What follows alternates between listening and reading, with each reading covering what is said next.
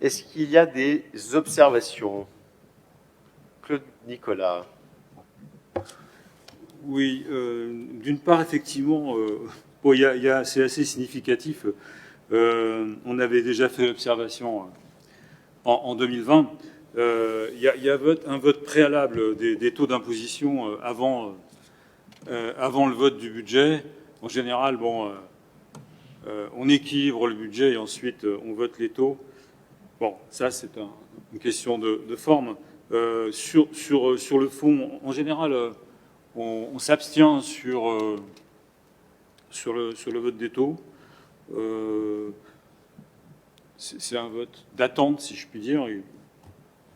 On n'en est pas au point de ne pas augmenter la fiscalité a priori, mais disons qu'en l'état, effectivement, on a une stratégie financière qui nous permet de ne pas augmenter les taux. Bon, voilà, mais on s'abstient. Là, pour le coup, il se trouve que le vote des taux cette année est marqué par la disparition de la taxe d'habitation. C'est vrai que c'est un impôt qui n'était pas forcément juste. Il ne tenait pas compte notamment des revenus des contribuables.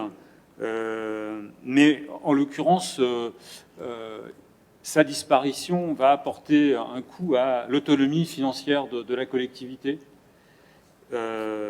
Et d'ailleurs, y compris la compensation envisagée donc de percevoir l'impôt foncier autrefois, disons, perçu par le département ne sera pas suffisante. Il va y avoir effectivement une compensation et une dotation, du coup, même si d'ailleurs le coefficient de cette dotation est indexé sur les bases, on sait ce que deviennent les dotations. Et donc, voilà, on va certainement, enfin, on s'est mis d'accord pour voter, pour marquer un peu notre mécontentement sur cette disparition. Donc, on va voter contre ces taux, enfin, le taux d'imposition 2021.